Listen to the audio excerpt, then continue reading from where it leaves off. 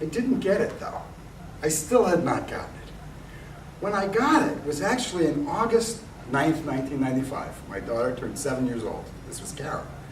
She turned 7 years old, and she got a book from a friend on her birthday called Pats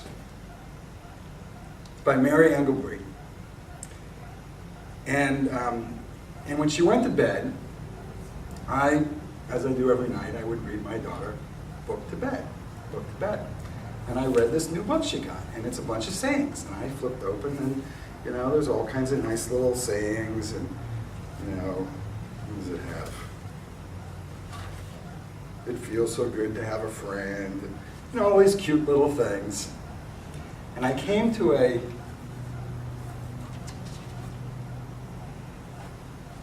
let's blow that up.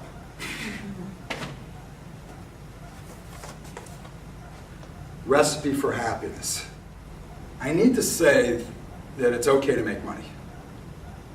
I need to say that. And the reason why I need to say that is, in 1995, August 1995, I started telling the Recipe for Happiness story. Everybody I saw, I told the story to. I was a broken record. As my wife says, you're starting to piss people off. What did I say? Starting to piss people off. Because I'm saying, you don't have to work so hard. Be happy. And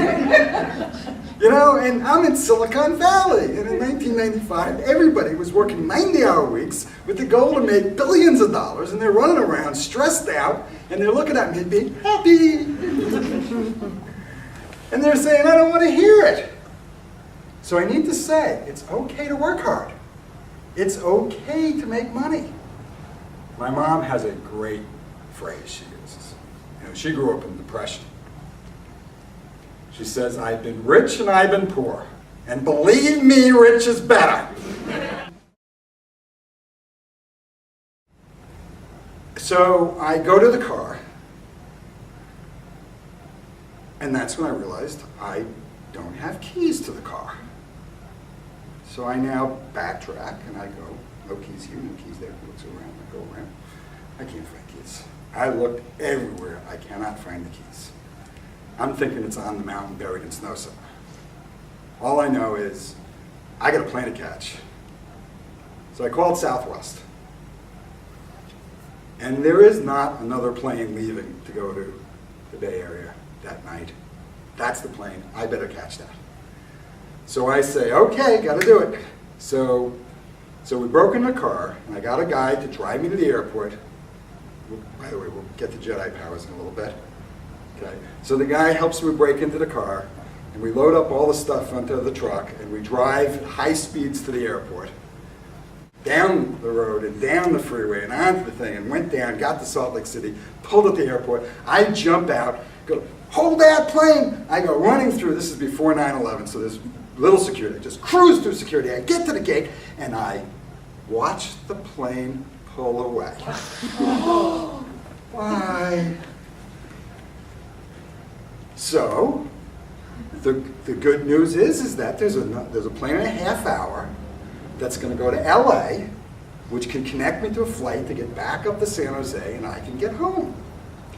And so with the half hour I had, I went back to the rental car desk, explained to them that the car was at the mountain, the ski mountain, up on the hill, and they explained to me that it was going to cost me thousands of dollars, and it's like, well, we discussed it, and we'll talk about Jedi powers in a minute, but $25 done, they're all okay with it. They'll pick up the car, everything's fine, I got charged $25, we're done.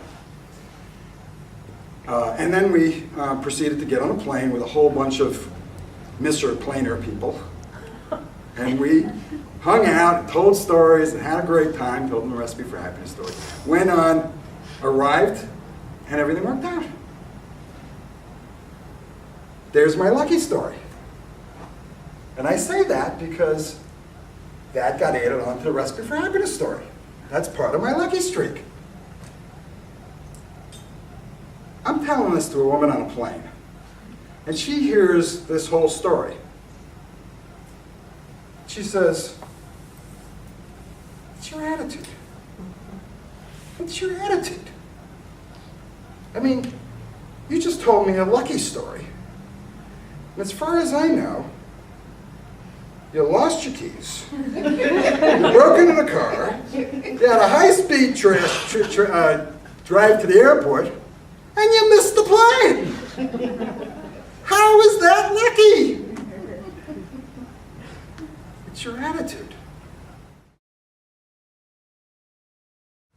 So I've been told I have Jedi powers. This is what you all wanted to hear about, is the Jedi powers. Jedi powers. The Jedi powers can get you what you want. I had an employee who literally went around on installations around the country, who literally never paid for a baseball game ever again. Because I taught him Jedi powers. You know, and I don't know whether he's abusing the Jedi powers. You know, there is the dark side. You know, you don't want to go on the dark side. By the way, I am not a Star Wars junkie or fan. I barely even watch the movie, you know. I do know that there is well, some of my employees deem me Jedi powers, and they told me about the scene, and I remembered it. You know, I went back and watched the movie, but there is a scene where Obi-Wan Kenobi and Luke Skywalker. See, I don't know the story. But they're in enemy territory. And Obi-Wan says to the two guards, "These two are okay, let them pass." And the one guard turns to the next guard and says, "These two are okay, let them pass." And the two of them walk through enemy territory untouched. And that is Jedi powers.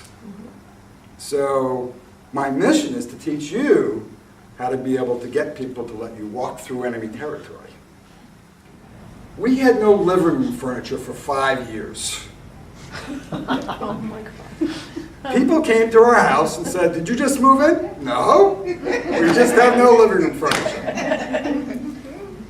By the way, we now have, though, the best furniture anybody. People walking up, "Oh my God, this is the greatest living room furniture ever." Okay, so there's some advantages to perfectionist fault, but we had no living room furniture for 5 years.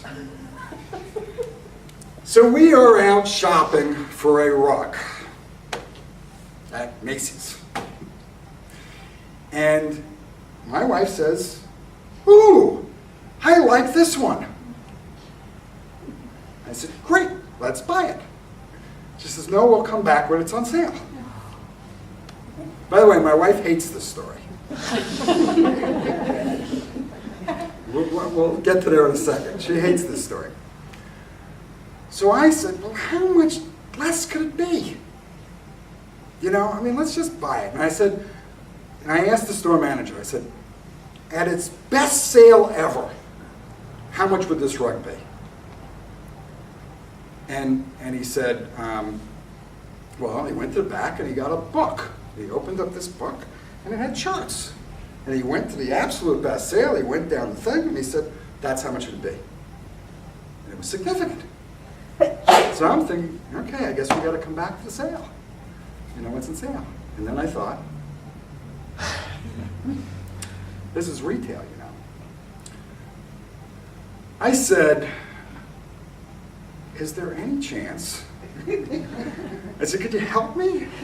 I said, "Is there any chance that you could sell me the rug today for that price?" He said, "I could do that." And that's why my wife hates the story. Is all of a sudden retail is not off limits. You know, she's envisioning me going up and saying, "How much is that shirt? I'll give you $10 for it."